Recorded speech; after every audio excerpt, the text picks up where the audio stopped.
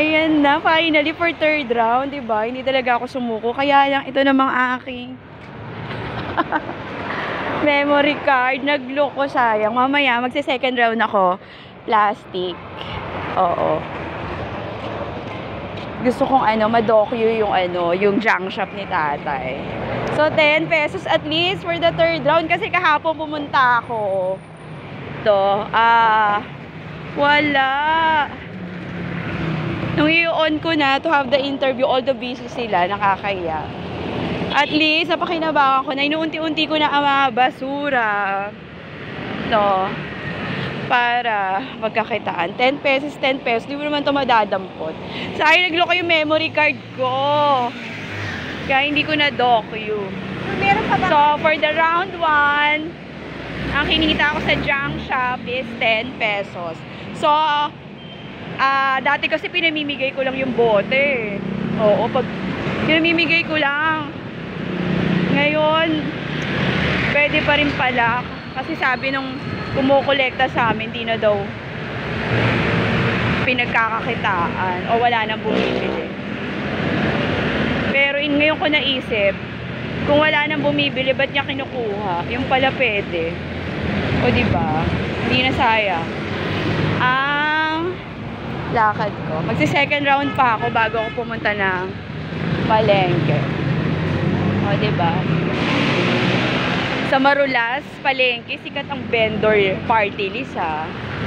Oo. Meron ng poster. Yung Lipana, first nominee.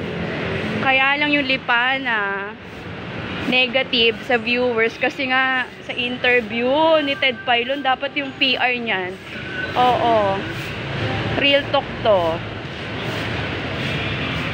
Yung pagsagot ng first nominee, hindi nakakatalino. Kasi alam mo kapag party list ka, tingnan mo nga yung one rider. Dito ko lang siya nakilala kay Alice Go. Kaya pala, unang-una yan yung rider. Yung party list na si Attorney Gutierrez. Matalino. Dapat matalino. Alam. Sayang. By the heart, by the practice, convincing si Diwata, kaya lang pinort nominee nila. O, diba? O, mamaya na yan. Saka na ako aabala sa mga politics. Kasi alam mo sa politics, dyan ako na-fact-check eh. Saka ka-go-go ko kay BBM. Nawala rin naman ako napala. Hindi natupad ang pangako na murang bigas. O, hayagan yan. Diyos ko, restricted ang account ko, no? Sa FB, dahil nga sa politics ko. Fake news daw ang Nutriban. Yung mga sinashare ko, yung pinaniniwalaan ko, fake news. O siya. O, diba? Hindi pa na kolekta, nalilinis ang basura. Pero malinis kami dito, ha. May kukolekta niya. O siya, ang sarap lang ng pakiramdam na productive ka. Oh, bye.